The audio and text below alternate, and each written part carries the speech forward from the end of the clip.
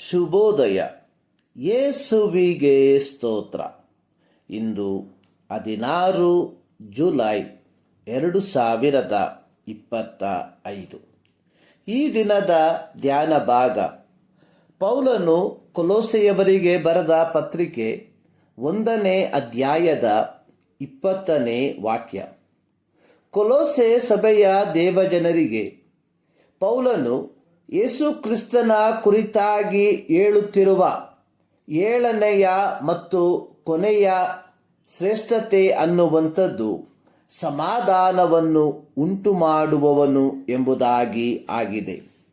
ವಾಕ್ಯದಲ್ಲಿ ಬರೆದಿರುವಂಥದ್ದು, ಆತನು ಶಿಲುಬೆಯ ಮೇಲೆ ಸುರಿಸಿದ ರಕ್ತದಿಂದ ತಾನು ಸಮಾಧಾನವನ್ನು ಉಂಟು ಮಾಡಿ ಭೂಪರ ಲೋಕಗಳಲ್ಲಿರುವ ಸಮಸ್ತವನ್ನು ಆತನ ಮೂಲಕ ಸಂಧಾನಪಡಿಸಿಕೊಳ್ಳಬೇಕೆಂತಲೂ ನಿಷ್ಕರ್ಷೆ ಮಾಡಿದನು. ಸಮಾಧಾನ ಉಂಟು ಮಾಡುವವನು ಎಂಬ ಪದಕ್ಕೆ ಪೌಲನು ಉಪಯೋಗಿಸಿರುವ ಗ್ರೀಕ್ ಪದ ಅನ್ನುವಂಥದ್ದು ಅಪೋಕಾಟಾಲಾಕ್ಸಿ. ಅಪೋಕಾಟಾಲಾಕ್ಸಿ ಎಂಬ ಪದವು ಅಪೋಕಾಟಾಲಾಸೋ ಎಂಬ ಪದದಿಂದ ಉತ್ಪತ್ತಿಯಾಗಿದ್ದು, ಈ ಪದದ ಅರ್ಥ ದೂರವಾದವರ ನಡುವಿನ ಸಾಮರಸ್ಯದ ಸಂಪೂರ್ಣ ಪುನಃಸ್ಥಾಪನೆ ಅಥವಾ ದೂರವಾದವರ ನಡುವಿನ ಐಕ್ಯತೆಯ ಸಂಪೂರ್ಣ ಪುನಃಸ್ಥಾಪನೆ ಎಂಬುದಾಗಿ ಆಗಿದೆ.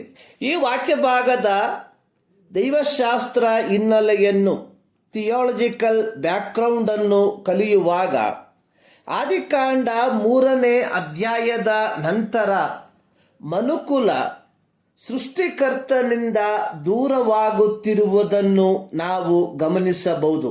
ಹೀಗೆ ದೇವರಿಂದ ದೂರ ಹೋದ ಮನುಕುಲವನ್ನು ದೇವರೊಂದಿಗೆ ಸಂಧಾನಪಡಿಸಲು ಯೇಸು ಕ್ರಿಸ್ತನು ಈ ಲೋಕಕ್ಕೆ ಮನುಷ್ಯನಾಗಿ ಜನಿಸಿ ಬಂದನು.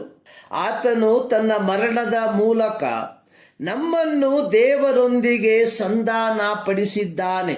ರೋಮಾ ಪತ್ರಿಕೆ 5ನೇ ಅಧ್ಯಾಯದ 10ನೇ ವಾಕ್ಯದಲ್ಲಿ ಬರೆದಿರುವಂಥದ್ದು, ದೇವರಿಗೆ ವೈರಿಗಳಾಗಿದ್ದ ನಾವು ಆತನ ಮಗನ ಮರಣದ ಮೂಲಕ ಆತನೊಂದಿಗೆ ಸಮಾಧಾನವಾಗಿದ್ದೇವೆ.